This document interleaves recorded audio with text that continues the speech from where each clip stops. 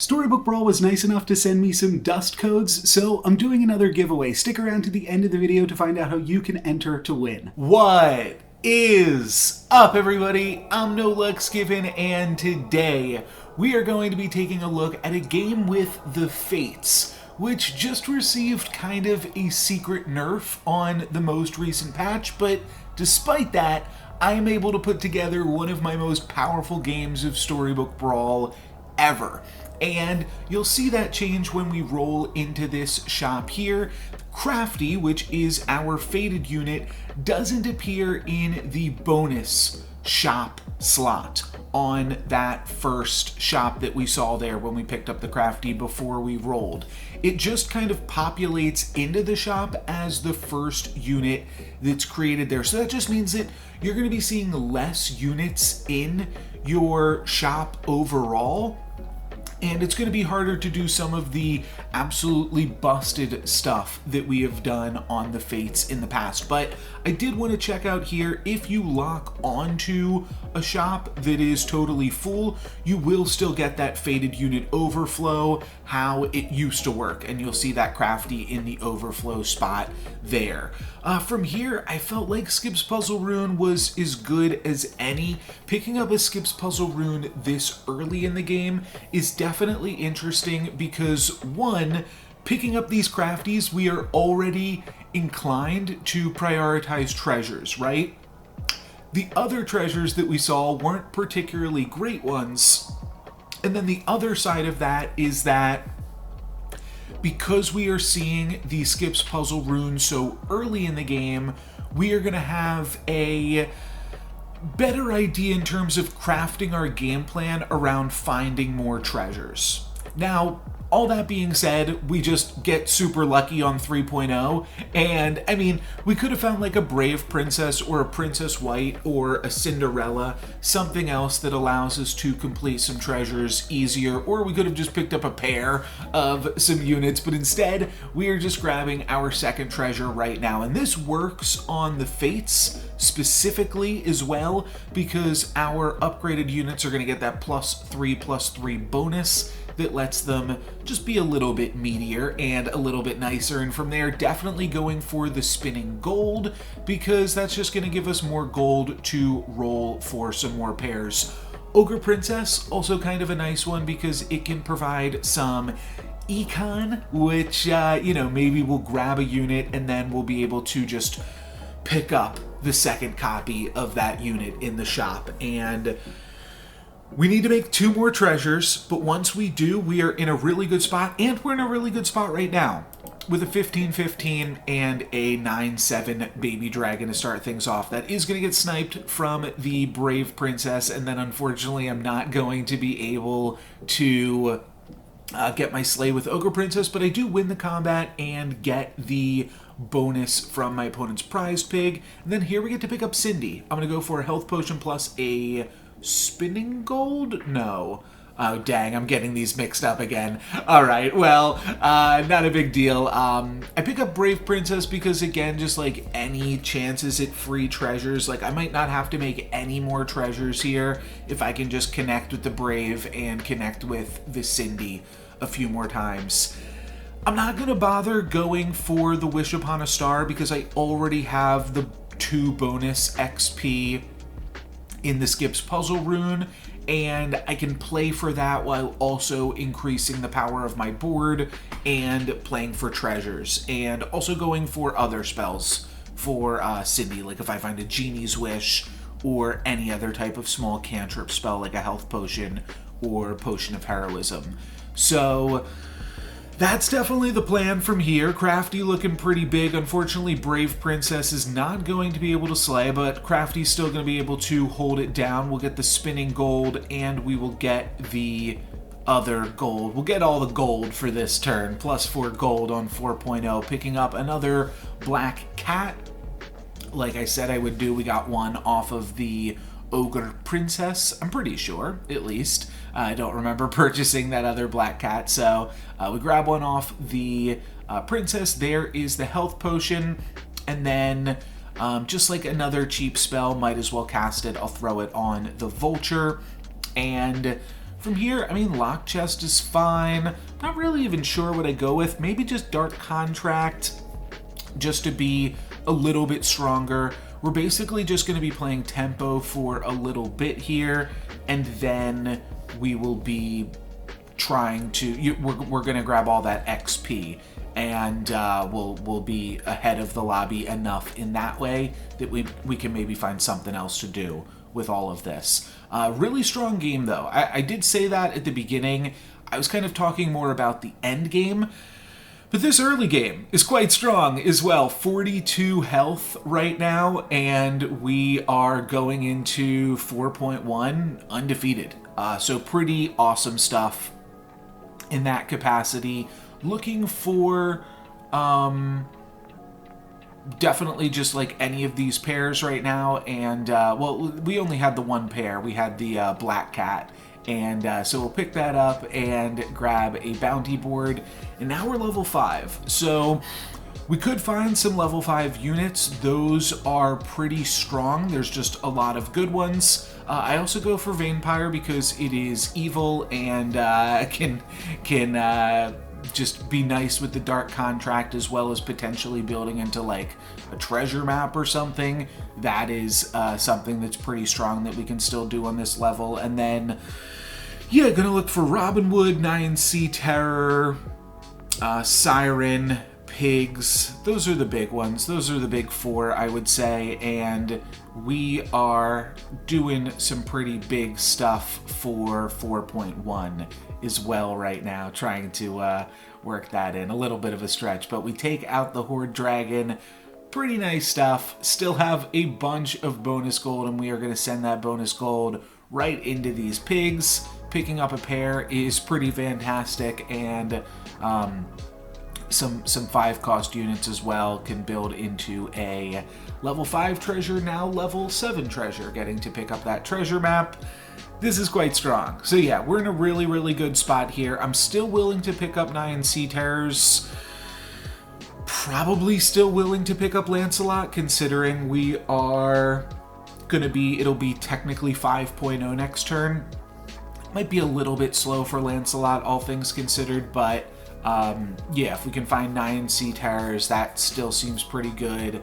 And then obviously if we can find some piggies, that will be really great. Grab us a tier 7 treasure. So yeah, a lot of fun stuff going on in this game. And when your fated unit gets to stay on your board for this long as well, it feels like you're doing something right. You're doing good by your fated unit, so making a lot of use of this crafty. It also feels like I was fated to Baby Dragon in a weird way in this game, but we are going to make plenty of use of both of those. Not going to worry about really anything that doesn't cost 5. So Nyan Sea Terror, I do really like that. Now we have like 4 rolls to find a Nyan Sea Terror or a pig. I'll also go ahead and cast this Bippity Boppity, which I'm just going to rename that now myself. It's official. I'm doing it. And then we roll a few more times before finding ourselves with a Nyan Sea Terror. This will give us a tier 7 treasure. Fairy Queen's Wand, cool new art. Round Table, also cool new art. But we are gearing up to go into 6.0, so this has got to be a Holy Grail game. And Holy Grail, still think the best tier 7 treasure, and we are going to make pretty interesting use of it this game. Normally, I will just try to pick up as many trees as I can, and that still is the plan. Some things just go a little bit differently in this game. I might even slow down this Holy Grail turn as it comes out to kind of let you know what I'm thinking at the time. But part of the trick is like you really just don't have that much time to think when you are Holy Grailing. Unfortunately, we lose a 50-50 at the end to not be able to... Did I just roll past a tree even? Okay, well now I grab Staff of the Old Toad, and here's where things get really crazy. Because now I can just see such a high density of tier 6 units, and how can you pass up just all of those lordies there, right? I pick up a Mimic Chest, I'm also going to pick up a Good Boy, I'm going to pick up a Lancelot just to take it out of the pool, and then I dream and I see Trophy Hunter. Maybe I could have gone Muerte. But Trophy Hunter, I don't know, just it's end game, might as well be Trophy Hunter. I wind up finding a bunch of these Heartwood Elders, and then I find some Burning Beards, but I don't really find any Ashwood Elms. Again, I roll past one, just too much going on there. Then I find a Burning Beard, and I'm going to be able to Mimic Chest my Singing Sword. You know, I did what I could here. It was really tricky just to try to make all of this work, and I'm not really sure exactly what I wanted to go for, but we'll figure it out. We'll put something together here. We still have 33 health and plenty of time, so I'm not like super worried. We are in a pretty good spot here, realistically. I'm also now realizing that, or maybe I don't realize it yet, but we could play this Lancelot here totally for free. I'm actually not even sure if we want to do that though, because we already have such good treasures. I don't really want to toss the staff or the Mimic Chest, though I would potentially try to look for some more like tree-centric treasures off of Hercules or something. I am interested in Burning Beard. I am going to try to make that work, despite not having any synergies with Trophy Hunter. I do just think that trees, we're so far ahead of the rest of the lobby. We've got the Echowood and the Burning Beard and these Heartwood Elders already. I think trees is the way to go from this point. At least at this point in the game. And for right now, these good boys are still slaying, right? We're actually one off there, but then the second good boy like clearly gets to slay, and that's going to auto-activate the Hercules. So we've got some really big good boy shenanigans going on. We might be tossing Staff of the Old Toad here. We might be tossing the swords. Let's see what we get off Hercules. We can Mimic Chest either Wand of Weirding or Ninth Book of Merlin. And Ninth Book of Merlin is kind of fun because it actually works with Trophy Hunter. And now we've got Mimic Chest Ninth Book. All I'm looking for at this point in the game is some Scions. And if we can find some Scions of the Storm and we have the Staff of the Old Toad to do it, we can actually create a really, really powerful comp still. So I'm going to pick up an Aeon. I'm also going to pick up a Baba Yaga. Despite these things being so tiny right now, they will be good for us eventually. Maybe I should have hung on to that lance and tried to do an Evil Eye at some point. But basically my thought process here is I've got 33 health. I don't love the board that I currently have, especially since I took the swords away from these good boys, but I think that I'm going to have plenty of time to build into exactly what I want. And when Aeon slays, that is pretty fantastic because that is going to cast a whole bunch of spells, because the key being here with this board is that all of my mages have a double Last Breath, cast 2 spells. They also have that Slay, cast 2 spells, and when that is supported additionally by a Baba Yaga, that is going to be quite strong. So we are going to pick up another Baba Yaga and then pick up another Aeon, start selling off some trees. And I'll just go for a Luna's Grace on this front Aeon here. I do potentially want to pick up some other mages as well, but I also want to spend as much of my gold as possible rolling for those Scions of the Storm, because that is going to be what is really, really good in this game. If I can just find one Scion of the Storm, we are doing something right now. Even though it kind of just looks silly, our board looks weaker than it was a few turns ago, we're actually scaling our Scions every combat just by having our other mages die. So we're building towards something. Aeon has like a small chance to slay in all of these combats, and even this Baba Yaga can slay. It was 50-50 to slay there, and it missed, and this one's 1 in 3 and also misses, and then this one is 60% and misses. But all of those were potential slays and do actually contribute a significant amount to my win percentage there. I could have gotten some other spells or something. For right now, just going to try to have Aeon Slay. I think that is our most reasonable one out of all of these, but maybe we can do some other sweet stuff here. Maybe we can throw in a copycat. Why not? We got a monster. We got a monster book. Everything's basically a monster book. We've got a mimic chest plus a 9th book, which is effectively making all of our backline into upgraded monster books for the purpose of this copycat. And importantly, like, the copycat will attack in, it'll cast some spells, and then my Aeons will pump up my Baba Yagas and each other, depending on what is still alive. So, especially against the Ghost, I think that this is a really good play.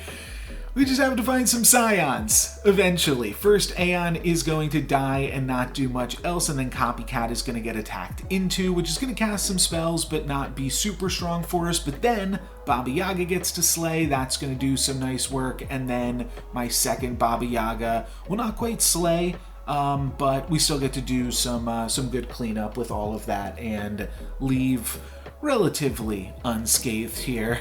I'm eyeing up these court wizards, of course, but really just want some Scions at some point, at any point. I'll pick up another copycat or two just to throw those onto the board. Basically have to skip this treasure.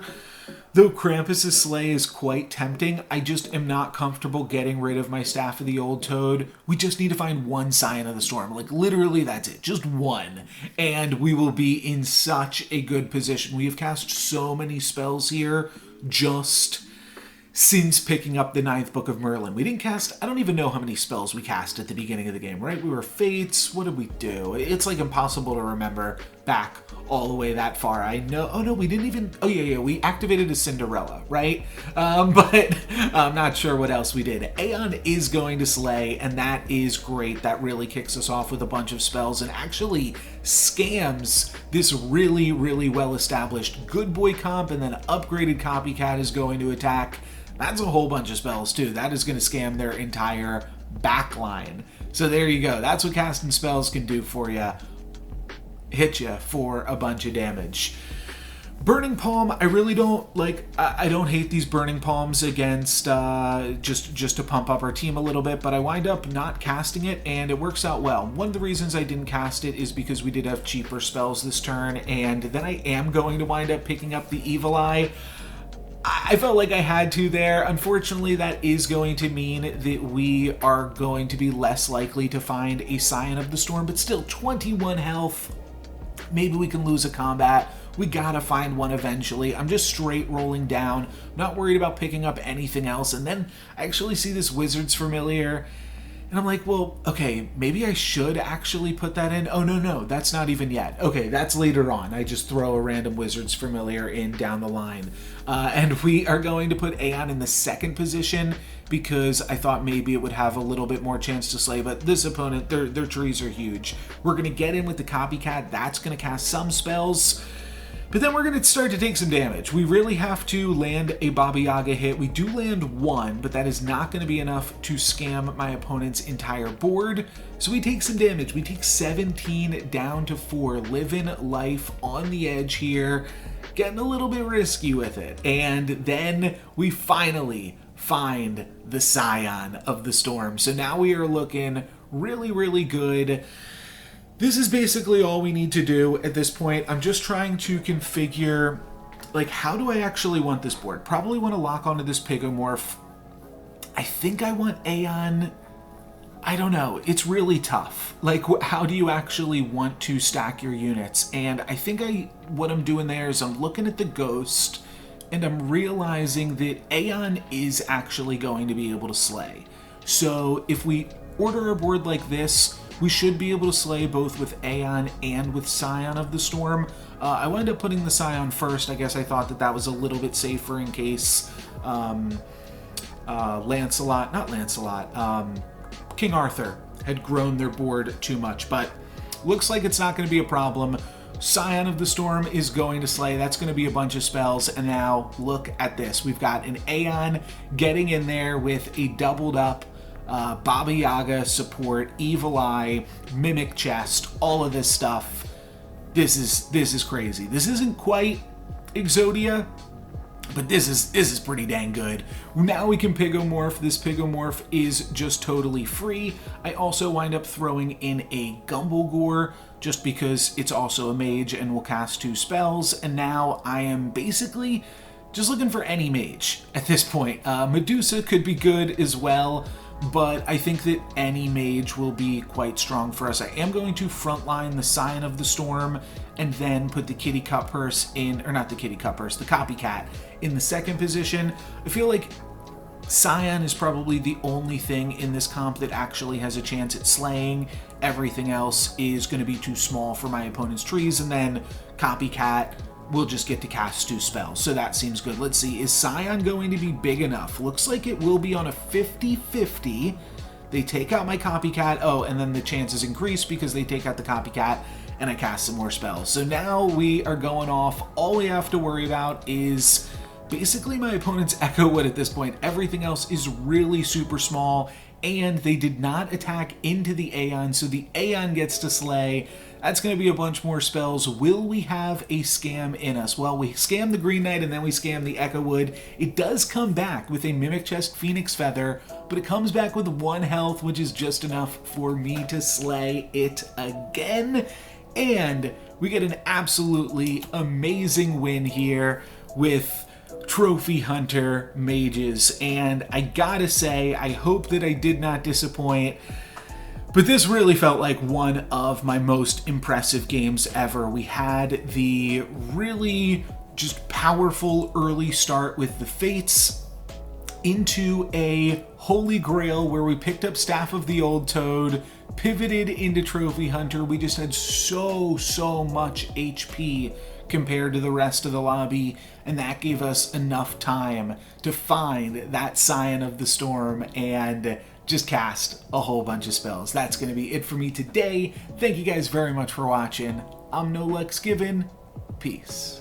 Here's the details for my giveaway this week. Just leave a comment on any of my videos that includes the word animal. New week, new code word, and you'll be entered into a chance to win a 4,000 dust code. The reason that I say to include the word, that way I can differentiate between the people just leaving a comment and those that are actually interested in the dust to make sure that it goes to a person that will appreciate it. And there's no limit to how many times you can enter. You can go back and comment on some of my previous videos. I've been uploading daily Storybook Brawl videos for the past 7 or 8 months at this point, so I'm sure there is some sweet content that you have yet to see. And yeah, you can enter multiple times. I will do a new code next week. And the other thing that I wanted to say is that if a bunch of people enter, I will give away more codes. So that's just going to be limited by how many people are entering and how many people are commenting. Let's get this channel to over 1,000. I'll see you guys next time. Thank you very much for watching. I'm No Lux Given.